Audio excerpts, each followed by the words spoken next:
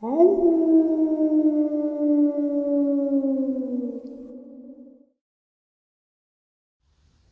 and salutations. I hope everyone is still doing well, and welcome to tonight's final bonus before tonight's live stream, 12 a.m. Eastern Standard Time. Saturday Nightmares, live from upstate New York. I hope to see you all there. Before we jump into this bonus, a couple quick links. As many of you may know, I rely on Patreon, PayPal, channel membership, and the merch to help the channel to continue to grow and go. Links to Patreon, PayPal, and channel membership is in the description below. Merch displayed directly under the video. Also, Dogman, Frightening Encounters, Volume 1 through 3, the audiobook versions. They were written and researched by Tom Lyons, narrated and produced by me, Jeff Nadolny. These audiobooks are available on Audible, Amazon, and iTunes, links to which are also in the description as well. And finally, last but definitely not least, if you'd really like to help support this channel to continue to grow and go, simply subscribe. It does not cost a cent. Click that like button, takes half a second. If you don't want to miss out on any of the informative uploads that I put out daily, click the bell icon, and folks, please leave a comment and share this video. Why? Well, because all of these things really do help the channel to continue to grow and go. They definitely do matter, and they are appreciated. And with that, I have taken far too much of your time. Let's jump in to tonight's final bonus before the live stream. Shall we? The interview that you're going to hear right now was done back in 2022 with a lovely woman from Scotland. And her and I had a wonderful conversation. She shared the Dogman experiences that occur around her farm slash horse ranch, which is located close to a royal family member's private home, secondary, summer home, whatever you want to call them, cottage. And the word reptilian was brought up numerous times in that conversation. A lot of strange stuff occurs in that area. And the photo that you're going to see in this, I had shared with an associate of mine who is a photography professor at Adirondack Community College in the Adirondacks here where I live. I showed him the photo, and he tried to, I asked him, I said, debunk this. What is this? What is this form? This, is it a shadow? Is it some sort of trick of the light? You know, could it be something caused by a flash, or, you know, a kind of defect in the camera? And he kind of stood there and said, I have no idea what this is. It's very strange. I've seen, obviously I've seen blemishes and photoshopped photos, but this, it does not appear to be. So I hope you enjoy this interview. All right, everybody. Today I have a special guest. I've talked about her and an amazing picture that she shared with me. Today I have Margaret from Scotland. Margaret, how are you today? Hi, Jeff. I'm good. I'm really good. Thank you for taking some time out of your day. It's been a couple days since we communicated and tried to get our times right. So I'm glad. No. Now, there's a couple things that I'd like to talk to you about. The first is the attack that happened. The second would be the picture, and then to get a little history of your area. You sent me. I'm sorry, what? I'm saying that's fine. Okay. So you sent me that news article, and I did the upload on it about, you know, what my opinions were. So I kind of am going to give you the floor, and you can kind of paint the picture for everybody of what your thoughts are and what's going on in your area. When I read the article, it was the following day.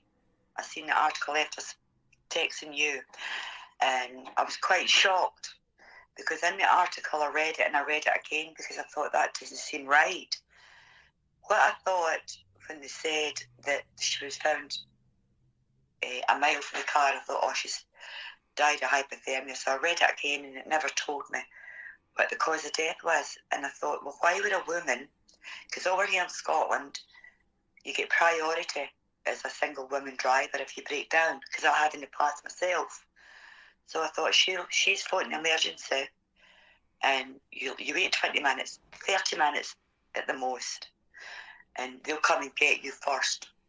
So why does she not stay in the car? Why does she walk over fields? Because it is quite full of fields, and there'll be wee streams, there's trees and everything, whereas she could have walked 1.5 miles and she would have got to a village. I think it's a pub actually. And if she went back the way, there's a village about 4 miles back the way.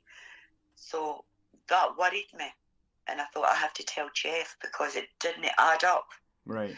And they said that she was mauled by wildlife. Now, the biggest predator we have really is a badger. Well, the badgers are near water. They don't really bother.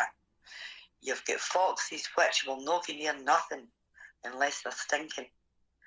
And I'm led to believe it was less than 24 hours when they found her body. Mm-hmm.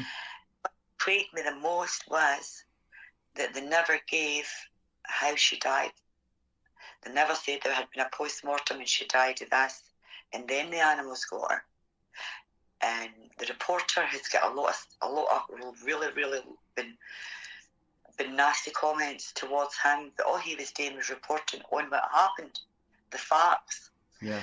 And that made me curious, and I thought I have to tell Jeff because it's no normal. Yeah. That's not how things are reported over here. It didn't make sense. And then they're saying that it's not suspicious. I think it's very suspicious.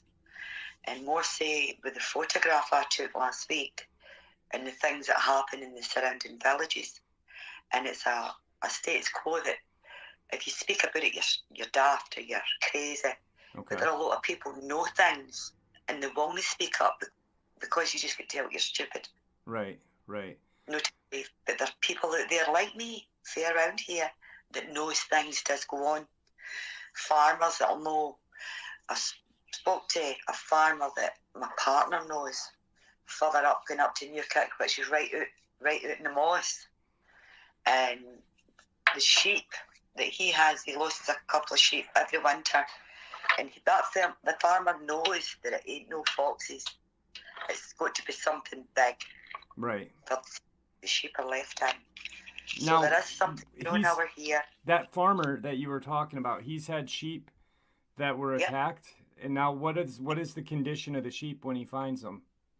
The sheep, it's only the insides, the stomach, the lungs, the heart. Everything's soft and the rest left. Wool, head, everything. Now a fox will only do that. A fox will wait until it's right, it knows it's right dead, and then it'll start going in at the tongue or the stomach. Right. And this is common knowledge between the farmers up this way. They lose a couple of sheep, they put it down to. But it has been known over here that there's a big cart stops.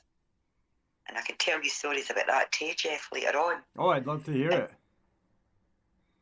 It's been seen, it's been photographed, but I don't think that's what happened to that woman. Okay.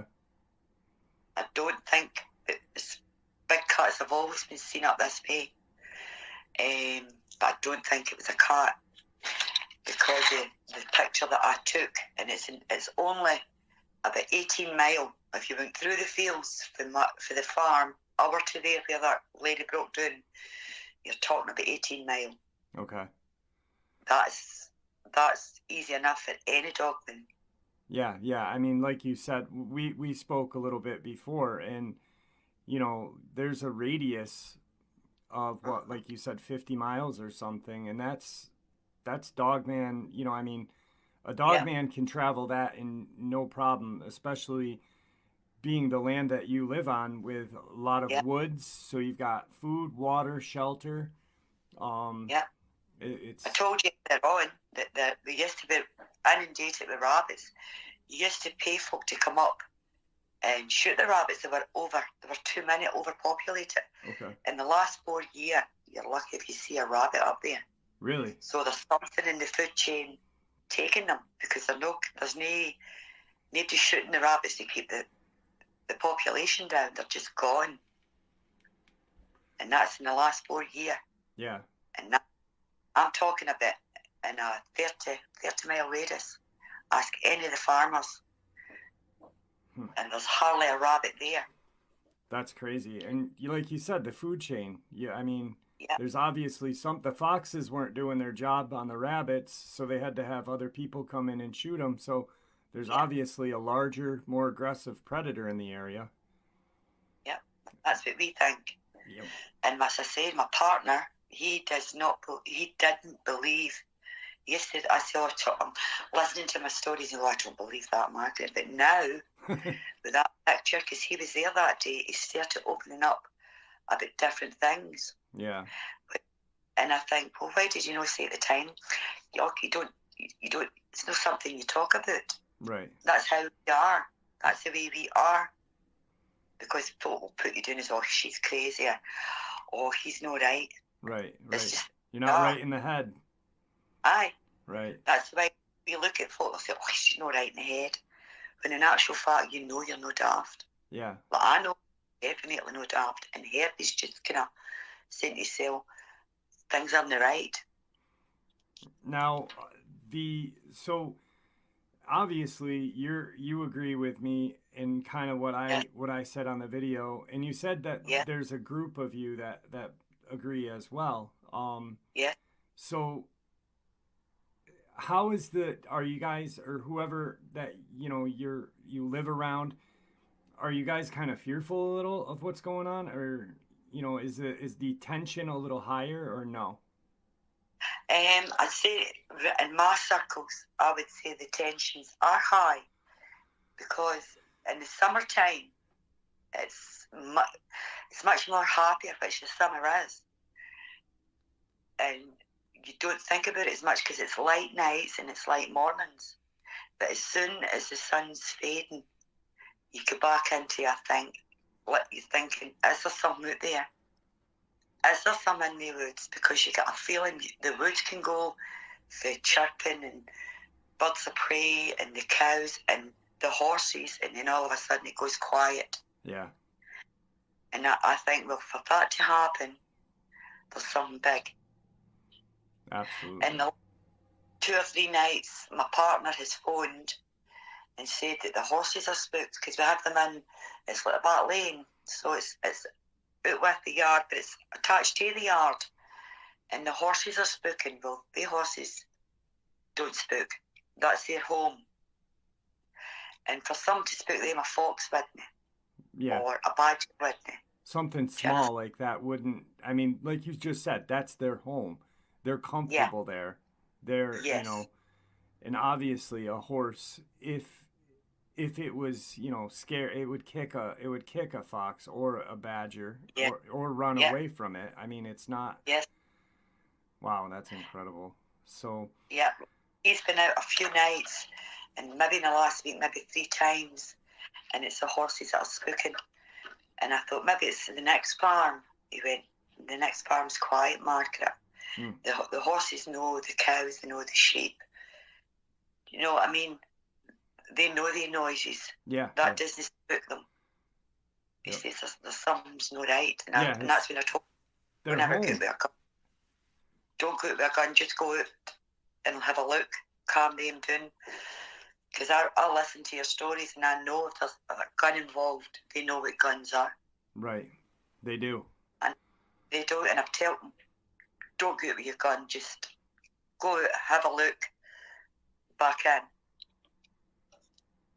Yeah, and that's absolutely. been last week. Now, the picture that you sent me, let's kind of talk about that day. Was the day, kind of paint me a picture of that picture, if you could. Right, well, where the farm is, we've got a right away, it's where a lot of the walkers go. But the public can go up through and up in the forest. And we have a cornfield, and in the winter we'll put the horses up there all day, bring them back down along up the forest, up that bit a bit with the dog. I've got a wee Doberman pup, and seen the deer, and they never seen me, so I just stood and got my phone, got them on my sides, clicked. But as I clicked the camera, I seen something, and I put it down from my hand, looked at the camera, looked up, and there was nothing there. And I shouted down to my partner, come see this, and he went, what is that? I said, I don't know. So we were quite, taken aback, scared, a bit relieved, because then I knew I wasn't going crazy, because things have happened, and you're thinking, what did I see there? Or, that doesn't seem right. Like feelings. So it was like, I'm no stupid here. I knew there's something here. That was my acknowledgement that I knew there's something's not right. Right. That was what I took out of it. But the next day I phoned Herbie and I said, look, Herbie, go up, take a picture of that field where we took the picture of the deer. And if you look at that picture, the deer doesn't even know it's there. No. They're so calm. Well, that was taken about maybe 60 feet, maybe 60, 80 feet from where they were. Mm-hmm. They never smelt me or heard me, and that thing was right next to them. Yeah, yeah. And when you showed me that picture, I was like, wow, what is that? And I started looking at the detail, and whatever that thing is actually casting a shadow, because you can see the deer shadow in that thing's shadow. And you can see through it as if it's going invisible. Yeah. And I thought that was 2 seconds to take a picture, notice something. I couldn't tell you what I noticed, but I noticed something when it was in the viewfinder in my phone. I thought, click, and I went, what? Put it down in my hand, had a look, looked up. That takes about 2 seconds, if you're lucky. Do that motion. And I thought, ooh. And I was excited, scared, thankful that I wasn't going crazy, that the things that had been happening at the farm and doing at my house and the way up to the farm, it all added up that there's something bigger out there that we don't know. Yeah, yeah. That's what for me. And I think they've been there for at least 3 years. For the first time I seen the hairy leg, I thought I would have put it down as a poacher's hairy leg, a man's hairy leg, maybe with more hair on it. And that was 3 years come summer.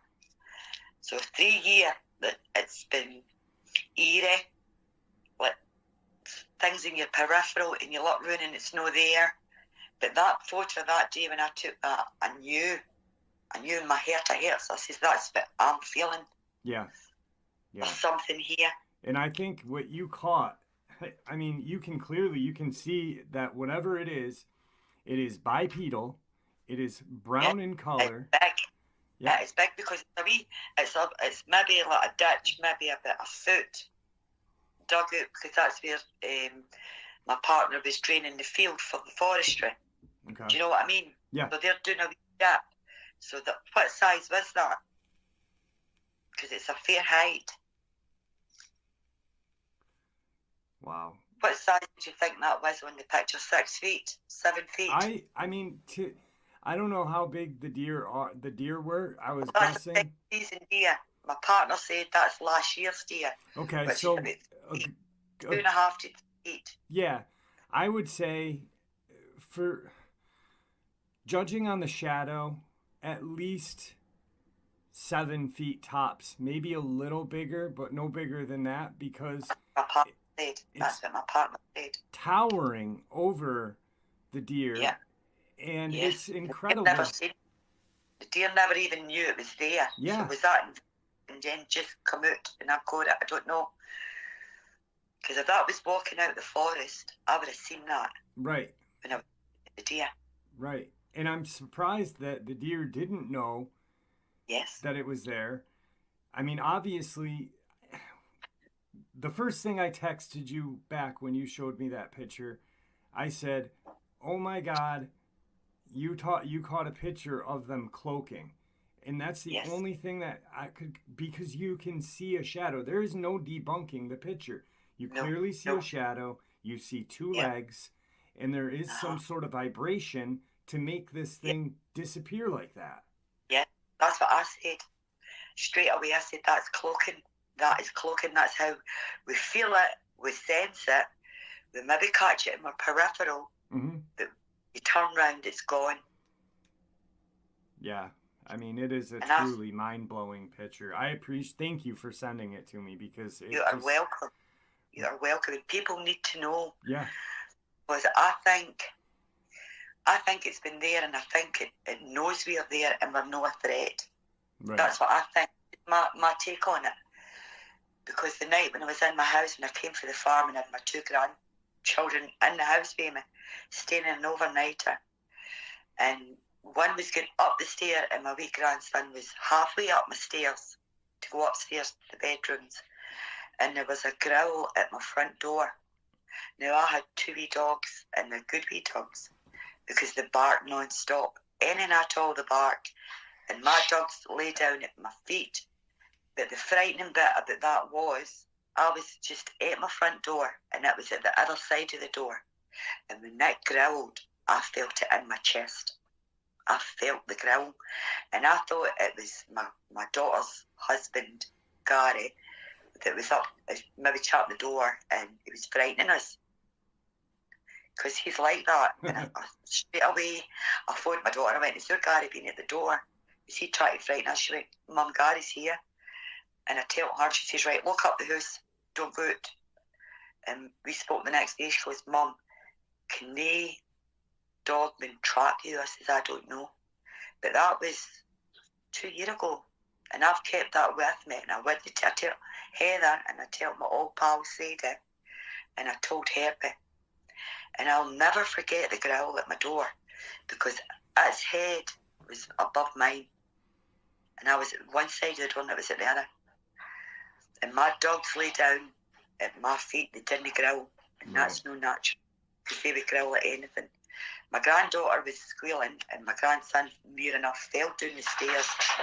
And he's asking, Gran, what was that? I thought it's somebody just carrying on. It's all right, pal, because I was scared. So he heard it. So your grandson heard it, and he was going up the stairs. And my granddaughter heard it at the top of my stairs. Wow. And my dogs did not bark, Jeff. My dogs lay down and just looked at the door. It's the biggest fright I've ever had. And I says to her, Heather, see if there was a dog man up at the farm. Now, this is 2 years ago. Yeah. I said, would it track me, Heather? And she went, I don't know, Mum.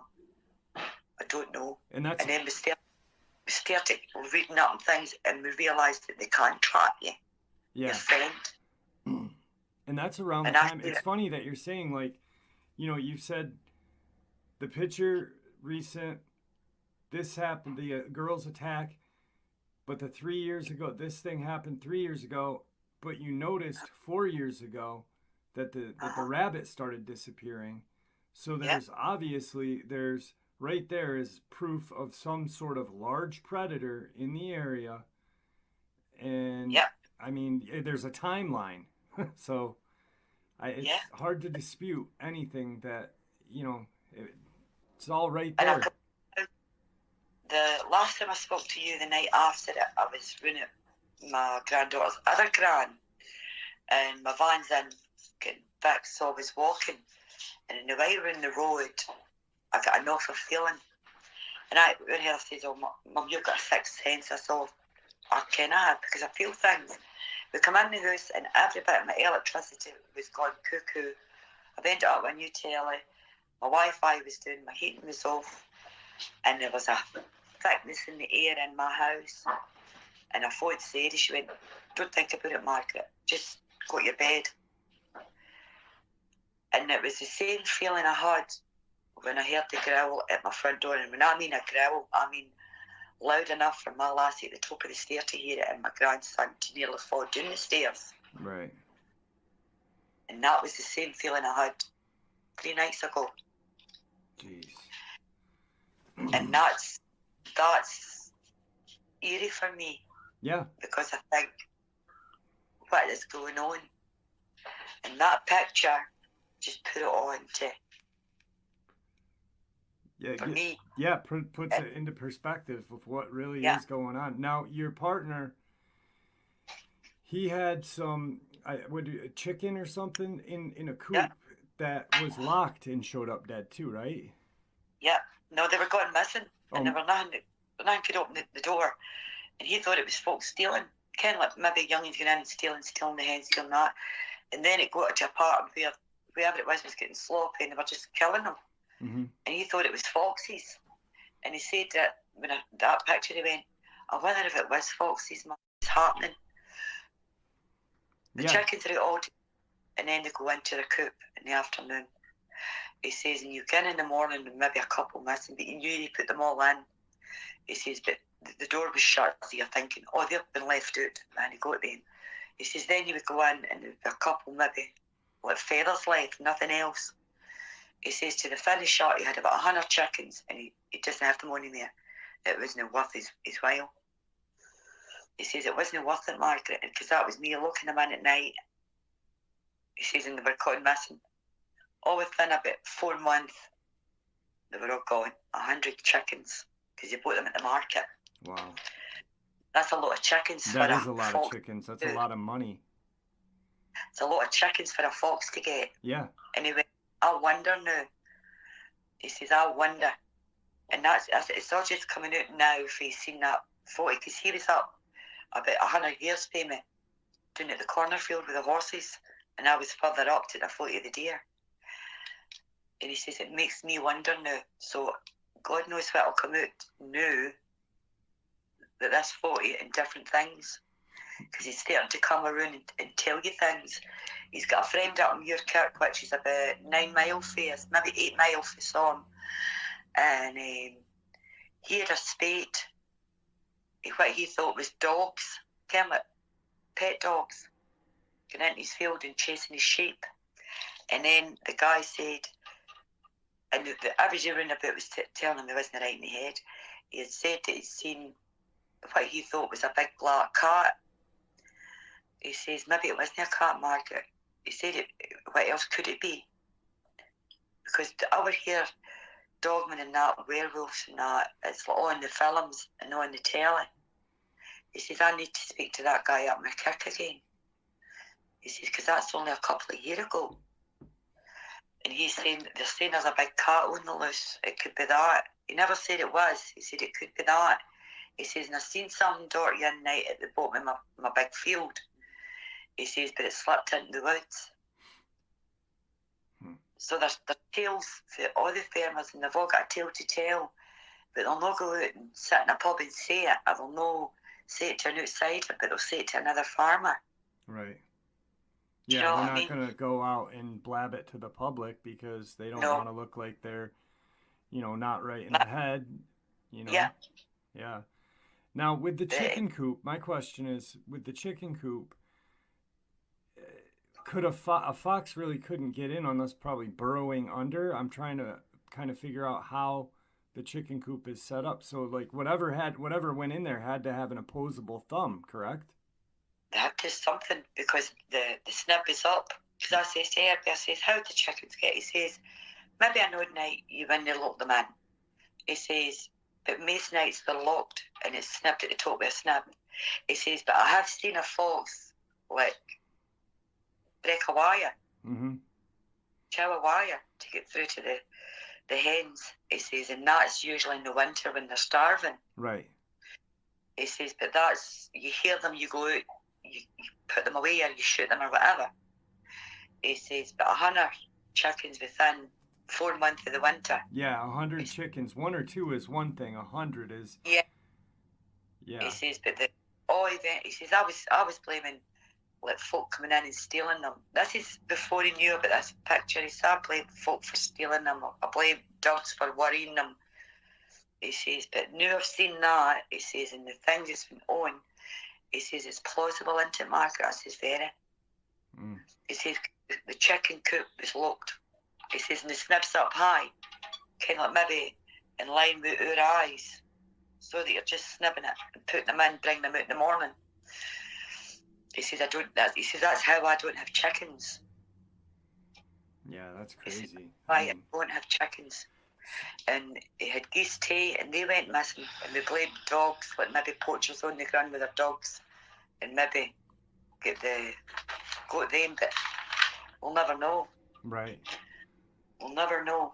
No, I mean, I think you do, but yeah, Yeah. I don't know. Yeah, you can't prove it, and folk would think you were stupid. But that picture, To me, that photo is proof enough. yes. You know, like I said to you, I had my doctor's appointment, and I said, hey, I'm gonna call you right after and get this done. And I showed my mom the picture, and my mom goes, what is that?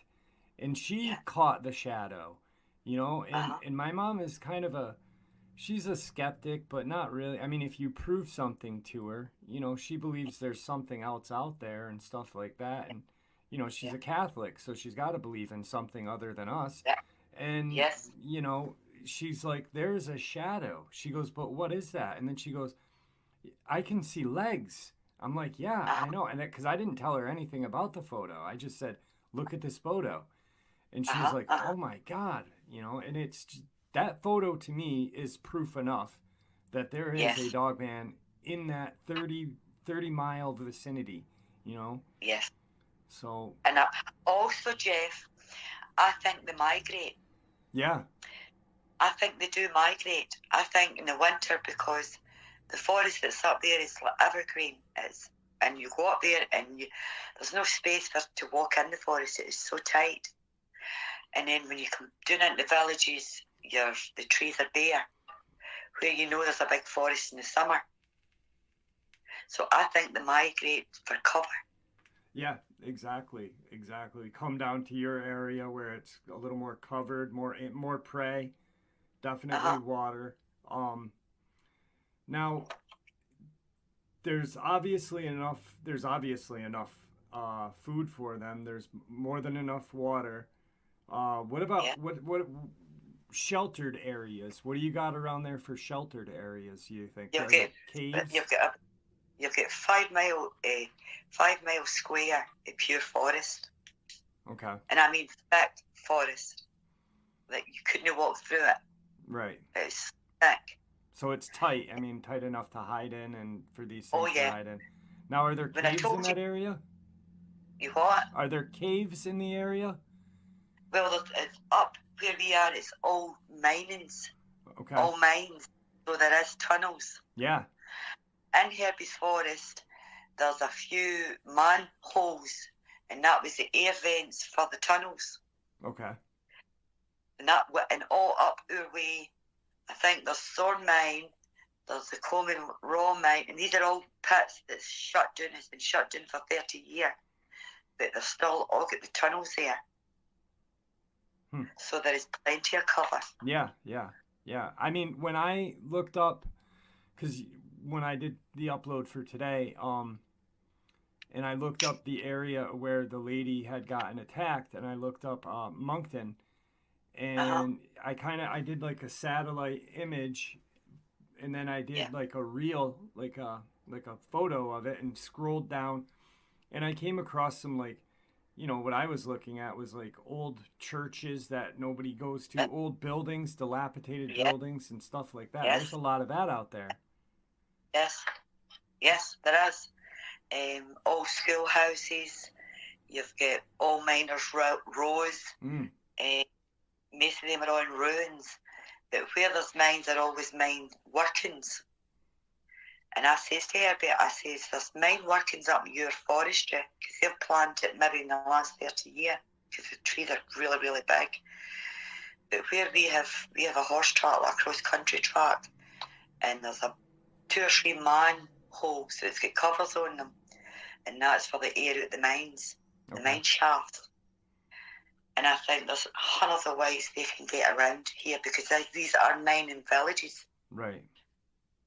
Yeah. I mean, there's 10 mines, coal mines, and they're all shut down now. But all the mine shafts and tunnels are all still here. So it's perfect. I mean, you live in a hotbed. You know, it's like a perfect place for these creatures to live. Food, water, beautiful shelters. You know, I mean, what is better for a wild creature like that than a mine? You know, obviously they're gonna be warm. You know, they can eat their food in peace. They can see in the Yes. dark, so I mean they don't need light. Uh-huh. I mean it just, gosh. Now, Uh-huh. how about some? Is there any old, like, not legends, but I don't know, like talk when you were a kid or growing up? Was there anything mentioned Well, of animal creatures like this back in the day? yeah. Well, my father used to stay up the Burnley, they called it. It was a Burnley, the Common Rose. And that's halfway to Herbie's farm. So you've got a mile, and then it's where my dad was born. And it's all ruins now. But when he was growing up as a boy, he said it was the eeriest place out. And at that time, there was no running water. They get the water for the outside. They did their toilet outside. Mm-hmm. It was really, really poor bit. They were all just miners, he says, and they used to go poaching. When the moon was full, they would go poaching because that was their dinner. That's the way they lived. They lived off the land. Right. Whether it was salmon in the water, whether it was deer, whether it was rabbit, that's what they ate. He says, and a few times we get scares, and we thought it was a man. He says, and Maggie's God's my judge. He says, that wasn't a man. He says, and we had to lie in the ditches at the side of the road till it went past. He says, and then we ran. He said, and that was my dad's story. If ever I could remember, I'm 60. If I was a lassie, 10-year-old, he tells the story, and he always told me. Right. We're at the water here, and that's where Herbie's farm is, up at the water here. He says, you should be very careful. He says, because that land has things in it we shouldn't see. And that was a tale I was told when I was 10-year-old. And my family kens that tale. He said, if I ever come down the road, they thought it was a man, it was walking bipedal. He said that was not a man, it was like a wolf. Wow. Now I'm 60, that was 50 years ago. My dad told the story. And he used to do ice poaching over at the water here. Because when you had nothing, that's what they did. They went out poaching with their dogs. Right. Down the water, get their salmon. Born with things wrong. They've got the help for the council and they've got their placements and all the rest of it. 50 years ago, Jeff, I were here. They were shut away. They were shut away in a farm so that nobody could see them. That's how it was over here. Right. They were put away in an asylum, or if it was a family, they shut them away so nobody could see them. And my dad, when he was a young boy, him and his two brothers went down the water. And there was the very last house. There was an old farmer and he had two daughters. And the daughters had things wrong with them mentally. And he only ever let them out at night. And my father's father, my grandpa, tell the boys, if you see the lasses, you don't go near them. You come home. He says, and my father says, Mark, he says, I've seen them twice. He says, and we just packed their stuff up and come home. He says, there were things wrong with them now. He says, but back then when I was a young boy, he says, they looked grotesque. He says, and it was the old farmer that shut them away in a room and they get out at night. That's the kind of folklore we have about here. Wow. Things that happen, they don't talk about it. Yeah, obviously. I mean, I think Don't talk. Yeah, I think it's pretty much worldwide. I don't think a lot of people anywhere would talk about something like that. But being on an island, it's a little different than over here in America. But there's hundreds of stories that I get told growing up. Yep. And it was all about my area. And it put the fear of God in me in a lot of things. Yeah, I mean, your story from your dad would put the fear of God in me, just hearing it. I mean... Aye. And my dad, and I'll be honest with you, my dad was a God-fearing man. He didn't go to a church, but he could quote only about the Bible. Right. He never smoked, he never drank, and he believed in God. And he always said, God will keep you right. He says, but there are things in this world that we're not meant to see. Yeah. He says, and I saw that when I was out, and he says, and I thought it was a man. He says, I thought it was a man walking up, and we went into the ditch thinking we could caught poaching. He says, that wasn't a man. It past us. He says, that was a wolf. That's incredible. Wow. Dad, and he says, Margaret, it goes to my judgment. He says, that was no a man that passed us. He says, it was no a man. Just the way you're telling the story is giving me the chills. Yeah. Hey, he said, he'd hundreds of stories, because my dad, he would sit at the fire and tell you all the stories when he was growing up, because they were poor. Yeah. They grew up with nothing. Yeah. And they were fed the best off the land, the deer, the venison, rabbits. So they did salmon out the water, trout out the water. But they had to go poaching that off the land. Yeah. He says, the big house that's down here, Dumfries House, Prince Charles owns that. And there's a few stories about that a lot of folk that came from here would say that right enough what she's saying, because he used to poach down that land, and he said there was a lot of goings on down there that shouldn't have been. But that's for another story. Yeah. But that's Prince Charles that owns that, took it over, done it all up. That's crazy. Brought some money to the area. But there was a lot of stories coming out of that house when my dad was growing up. Wow. And his father could tell him stories too. Dumfries House, Prince Charles, that's where he comes to when he comes up to Scotland. Yeah. Aye. But when you come from the wee villages, it's like an unwritten rule, because you don't talk about families in the past. You can talk amongst your family, and I can tell you things that my dad tell you, but it's an unwritten rule that you don't talk about it. You hush it up. Right. Just I don't believe in that. I don't believe in that, because I'm a bit like my dad. There is things out here in this world that shouldn't be here. Yeah.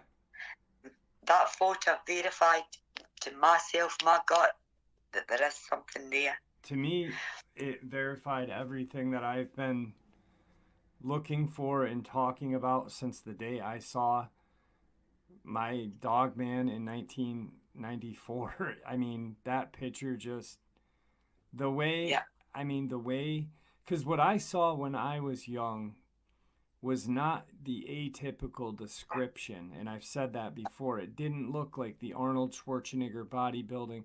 It was very awkward looking, but you could tell that it was strong, it was fast.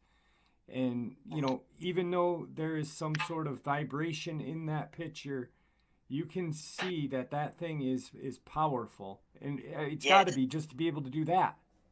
Yes, so. Because when I took that picture, I can assure you it was the deer I saw. I never saw that. And it takes 2 seconds to lift your phone, click it, notice something, looked at my screen, looked up, and nothing. And I'm thinking, what? And I'm shouting, come see this photo. Because I knew, I went, that's cloaking. That was going invisible. Yeah. It was, and I think, I don't know what happened to the deer afterward, but I think it was hunting the deer, and maybe it knew that you were there and you got that picture. And I don't think it did. Kim, I think it was there at the deer ready to pounce. Yeah. And I just come round the corner and got it. But I never seen it. I just seen the deer. I think I interrupted a kill. Yep. That's what I think too. Because if you look at the picture, you obviously have studied the picture, and I have too. So I'm just saying this for the people. There's another deer in the bottom portion of that picture, and they aren't running. They're that one deer in the front. Yeah. So that was a prime kill for it. Aye. Incredible. So do me a favor, don't hang up. We're gonna end the interview. I want to thank you for sharing all of this with me. It really means the world to me. You are welcome. If anything else comes about, please keep me in the loop on that. I will. And if you hear, I'm sorry. I'm not stupid anymore. The proof's there. I felt it that day. I felt it after it. I felt it before it, and couldn't deny my feelings. Yeah, yeah, you can't. I mean, it's just, and I You'll know never what you forget the feel. first time you saw yours. Yeah, I know what you You'll, feel like because, uh, no one believes you. You don't believe yourself. yeah, And then you get yes, some sort of validation and you're like, wow, I've got it yeah, now. So, yeah, definitely, but definitely. if anything else happens, please let me know. And if you hear anything else, anybody talking about the attack, any Yes, farmers or whatever, please keep me in the loop so I I, can kind of update people on that too. All right. I will. I definitely will because I think people need to know. All right. Is there anything that you'd like to say to everybody before we end the interview? Yeah, I'd love to say thank you very much for listening to me, and hopefully your listeners understand me because we're dead broad over here with the accents. I could understand you perfectly. I think it's a beautiful Brilliant, accent.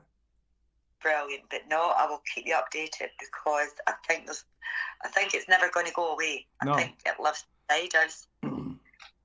I think it lives beside us because this is 3, maybe 4 years now.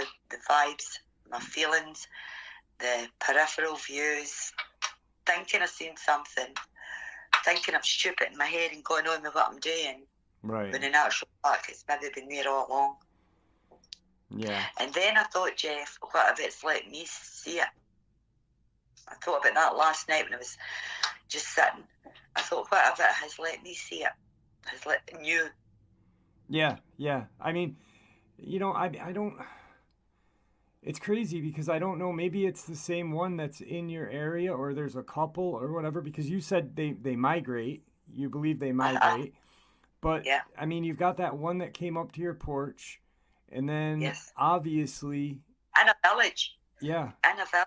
I live in a village. that's insane. And obviously, the one that was there that you took a picture of, it obviously knew you were there. I mean, they're predators. Any Yes. predator, regardless of what it is, knows when there's something else in the vicinity. Yes. So it kind of like almost like gave you permission to take the picture, kind of. Yes. So has it been there for the last how many years that I've been there? And that kind of frightens me because I think, does that see her? Is he eyeing me up for his next meal? Yeah, yeah, I don't Like know. I don't know about you, but you think, will I see it again? Is it I don't. there? I think you're safe for now. Like we had said, I think Uh-huh. when you had talked about your friend with the farmer with the gun, and you said don't go out with a gun. Uh-huh. I think maybe it's kind of just letting you know it's there. Uh-huh. Um, Uh-huh. but I don't know. I mean, Yeah. I would just be on your keep an eye out, Yeah. on the grandkids and everybody because Yeah. obviously it's not just hunting animals now with the woman that was attacked. Yeah. And that's a whole different, like, That's, I don't even yeah. understand that because I kind of found it humorous how the media painted the picture, but they didn't really paint the full picture. They just said she was found mauled or partially devoured. Well, what did she die of? There was no picture painted there. No, no. And then no suspicious circumstances. Well, that's not how they report over here. Right. Those, because the 3 young teenagers has been missing for about 6 months now. They've Really? never been found safe either. There's been 3 teenagers missing in that area. Yeah. In the area between Glasgow's about 38 miles away from us. Now, did they disappear together? Were they together when they disappeared or separately? No, separate occasions. They've gone separate. Okay. And I'm going back 6 months. They've been for about 6 months. One of them, about a year for another one. I keep up to date with folk going missing and everything because my mind thinks, well, where are they? People that don't just go into thin air. Do me a favor if you don't mind. Send me a couple links to those kids missing because Oh well. I mean right there, a 50-mile radius. Scotland isn't a very big country anyway. Yeah. So 8 miles for us. that's crazy. I didn't realize there was 3 missing kids out there too. Yeah, and that's quite regular. Maybe they'll find the body and It's been out in the field for that long that it's just due to the elements. But right. is it really the elements or how they found there? Yeah, yeah. What killed it? What killed the Yeah. poor child for it to, be left out in the elements? There's a cause of death. There's always a cause of death. And here, really quick, because we forgot. I don't know. With the woman, you looked up the weather. It wasn't a freezing night that night either. No. There was no snow. So I mean that makes no sense either. A mile's nothing for to walk. A mile's really nothing. And there's no way she would have left that car. I'm a woman. Yeah. And I would leave my car to go in a field. I would leave my car to walk on the main road because somebody will stop and go, is everything okay? Do you need a lift? Right. And like how you said with AA, the women always come first. Yes, women get priority. Yeah. Every time. That's incredible. So dead iffy. Yeah, it's definitely. And I might phone the reporter because they're usually quite good. Because he's getting a lot of stick off the public. They're saying he shouldn't have said that about the woman. And then a lot of the comments are, well, what did she die? Oh, he's telling you what they're saying she died. Oh, don't take it out in the reporter. The reporter is only reporting what he's been told. Yeah. He's not. So I'm going to see if I can get the reporter. Yeah, if you do, let me know, please. I will. I might see if I can get a hold of him because somebody has said if he's on the post that I read, they're the reporter's number if you want to give him a ring and tell him what he's thinking. I thought, I'm going to keep that number. Yeah. I'm going to, for the very opposite, I'm on his side because they will only report what they're told because over here, if you report false information, you're done with that. Yeah.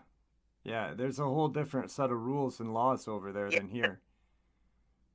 Definitely a full different set of law. If you report something and it's wrong, you'll get done with that. You'll get charged with that. You could end up in jail, couldn't you?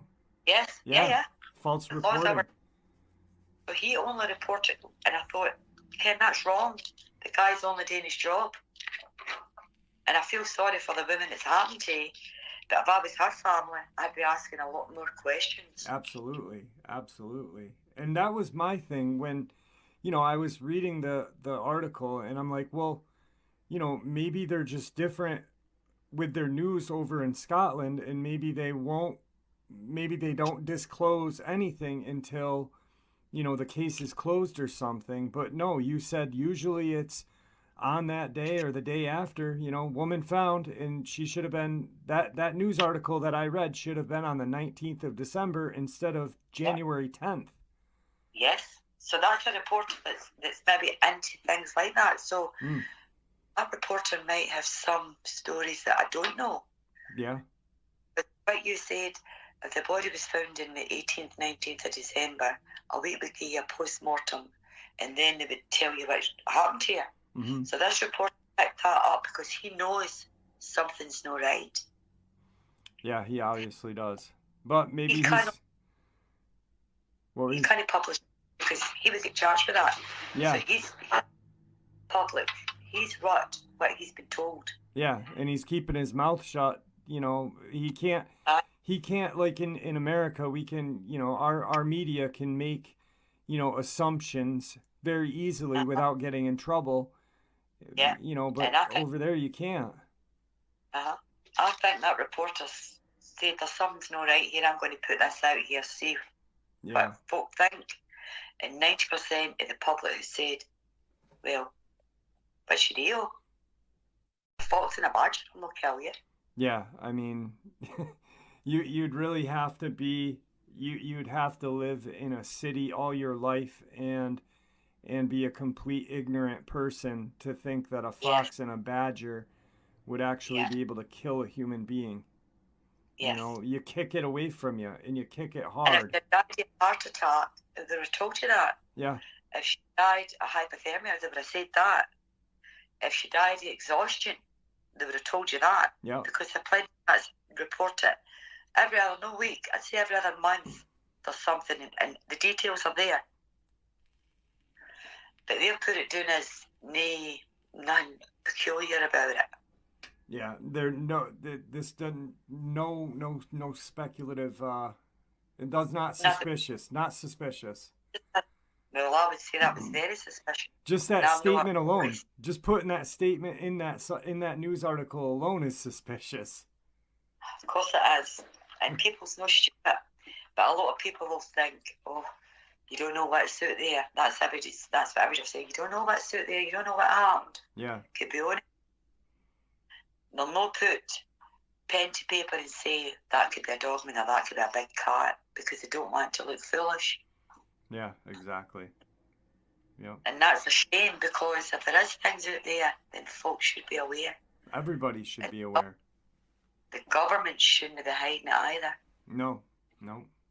It really shouldn't. Exactly. I agree 100% with you. So I appreciate everything, man. You have no idea how much this just the picture alone and being able to talk with you about the politics of the news over there it's really enlightening for me. Thank you. You're welcome. You're welcome. But anything at all, I'll start sending you. Yeah, please. I'd love to read some of those articles about the 3 missing kids. How long ago was that? And there's young, it's maybe about 7 months now. Mm-hmm. And my daughter's friendly with the boy's mother, and they have no a clue. Wow, that's sad. And the other 2 youngs from a local village, and see, they think everybody thinks Scotland's a wee place, and it's really no, Jeff. It's very desolate. You have wee villages, you have big towns like Glasgow and Edinburgh, and then it filters down to like no so bigger towns, and then it's the wee villages, and in between all that is like forestry, farms, agriculture, and the further up north you go, it's mountain terrain. So it's a perfect place to get lost. Yeah.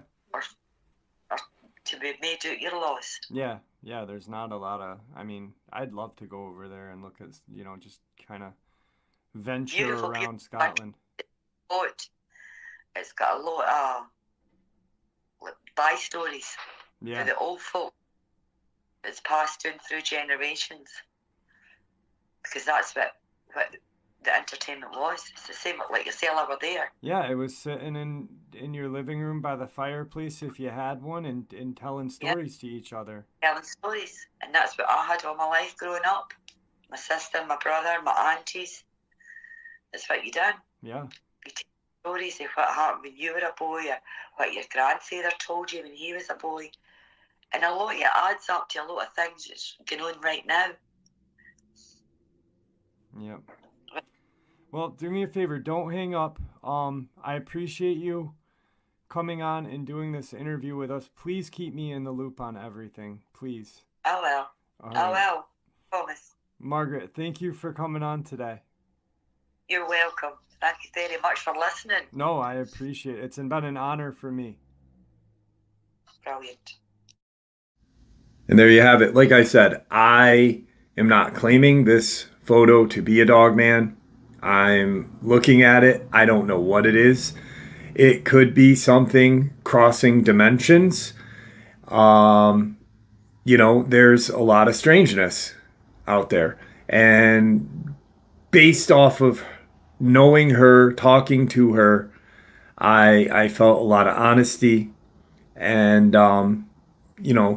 in that area, in that neck of the woods, close to where her farm/horse ranch is, there was an attack a couple years ago. I covered it extensively right when it happened.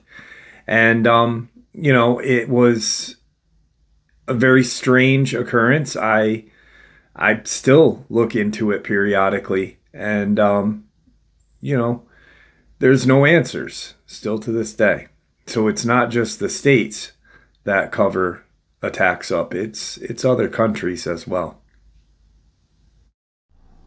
And there you have it, folks. I hope you all enjoyed today's upload as much as I enjoyed sharing it with you. I'd like to thank you all for supporting the channel. It is your support that helps the channel to continue to grow and go, and what gives us all a place and a chance to share our experiences and theories judgment-free. Everyone is simply treated with the respect that we deserve. Please stay safe, happy, healthy, and ever vigilant, keeping an eye on our children, pets, family, and our friends. These creatures are real. These events have happened. Share this information with those you love and care about, and it may just help save their lives someday. Until next time, never stop asking questions, never stop searching for the truth, and God bless you all.